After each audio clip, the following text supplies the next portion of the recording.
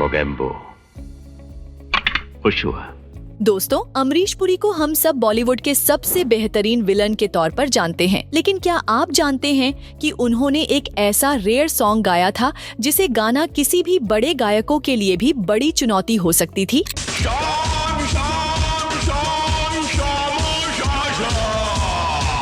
जी हाँ, इस गाने ने टहलका मचा दिया था और अमरीश पुरी की आवाज में जो खासियत थी वो उसे सुनकर हर कोई हैरान रह गया।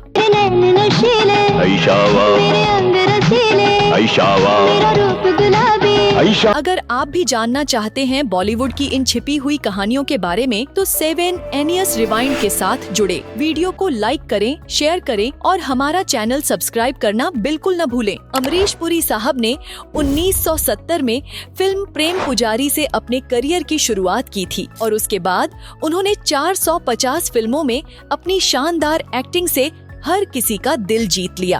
आपने अपनी कुंडली देखी पंडित जी? कितने साल की आयु लिखी है? लेकिन यहाँ तक पहुँचने तक उनका सफर बिल्कुल आसान नहीं था। पुरी साहब मुंबई एक हीरो बनने के लिए आए थे, लेकिन फिल्मकारों ने कहा, भैया आपका चेहरा हीरो बनने के लायक नहीं है। और फिर क्या, पुरी साहब ने नकारात्मक भूमिकाओं में अपना जलवा दिखाया और भारतीय सिनेमा के सबसे बड़े खलनायक बन गए। लोगों से कागज पर इनके अंगूठों के निशान ले लूं ठाकुर? अभी नहीं, पहले इन लोगों को हराम की खाने की आदत पड़ने दो। उनकी यादगार फिल्में जैसे विधाता, शक्ति, हीरो, मेरी जंग, नगीना, मिस्टर इंडिया, शहंशाह, राम लखन, त्रिदेव, घायल, सौदागर, टहलका, दामिनी, करण अर्जुन, काला पानी, जीत, कोयला, बादशाह, गदर, एक प्रेम कथा और नायक, द रियल हीरो जैसी फिल्मों में उन्होंने अपने अभिनय से हर दर्शक को चौंका दिया। आपके कांटे को धतूरा असर नहीं करता। बिल्ली ने सिर्फ रास्ता नहीं काटा, ताऊ का रास्ता काटा है। पुरी साहब का एक्शन, उनका डायलॉग डिलीवरी और वो किलर एक्सप्रेशन बस किसी हीरो से कम नहीं थे। लोग जाने तो सही के शेर की मांद में आकर शोर मचाने का अंजाम क्या होता है। और भैया, अगर हीरो नहीं बने तो क्या हुआ? दुनिया ने उन्हें खलनायक की भूमिका में ऐसे सराहा कि आज भी उनकी भूमिका को याद किया जाता है। अमरीश पुरी साहब सिर्फ शानदार खलनायक ही नहीं बल्कि कॉमेडी के भी बेताज बादशाह थे। है, पागल है, दीवाना है। चाचा 420 में वह कमल हासन के साथ कॉमेडी करते हुए नजर आए थे। अरे देवा, ये क्या कर दिया आपने? सैया की मूछें करें गुदगुदी, इसलिए मैंने निकाल दी। और सच में उनका यह अंदाज देखने लायक था।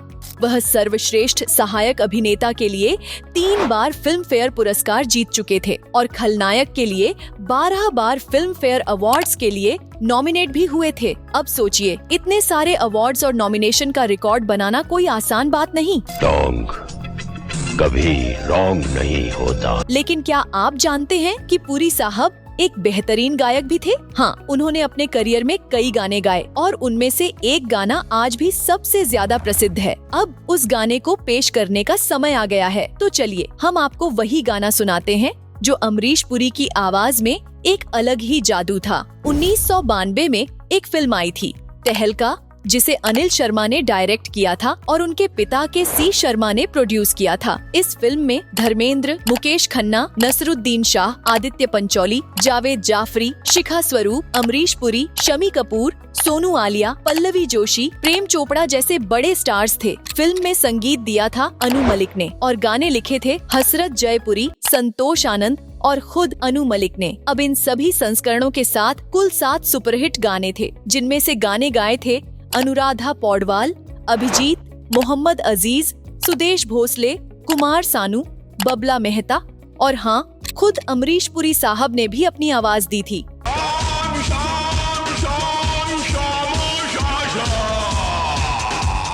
तहलका के बाद यह फिल्म विश्वात्मा के बाद 90 के दशक की दूसरी मल्टी स्टार फिल्म थी और बॉक्स ऑफिस पर हिट साबित हुई थी। 1992 में यह फिल्म कमाई के मामले में 5वें नंबर पर थी। फिल्म के गाने भी बेहद पॉपुलर हुए थे, खासकर दिल दीवाना डोला दिलदार के लिए। दिल दीवाने का डोला दिलदार के लिए और मेरी छतरी के नीचे, आज क्यों भीगी कमल खड़ी खड़ी। मेरी छतरी के नीचे, ओ मेरी छतरी के नीचे आजा। जैसे गाने आज भी हर किसी की जुबान पर रहते हैं। अमरीश पुरी साहब का वो मशहूर डायलॉग डॉन कभी गलत नहीं होता आज भी लोगों की जुबान पर चढ़ा हुआ है। डोंग कभी रॉन्ग नहीं होता।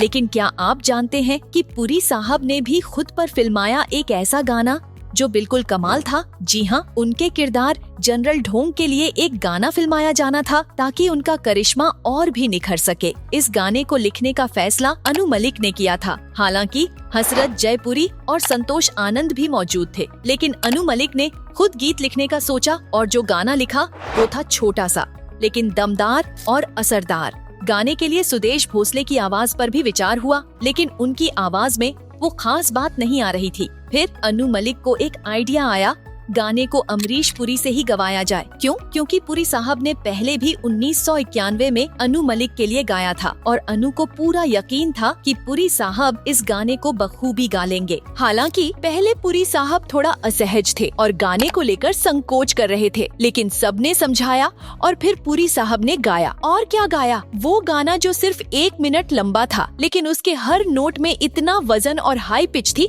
कि सुनने वाला बस हैरान रह जाए।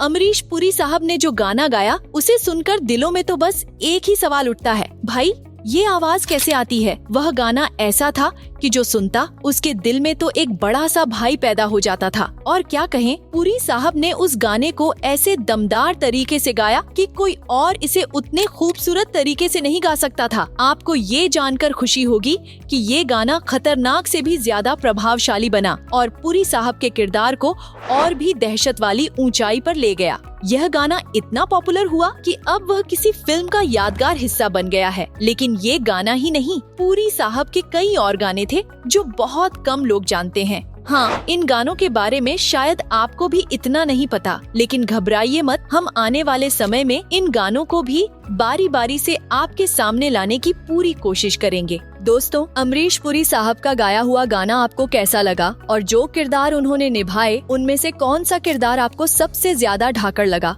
हमें कमेंट में जरूर बताइए। अगर आपको वीडियो पसंद आया तो इसे लाइक और शेयर करना बिल्कुल न भूलें और 7 NES Rewind को सब्सक्राइब कर लीजिए, क्योंकि हम हमेशा ऐसे मजेदार और दिलचस्प कंटेंट लाते रहेंगे।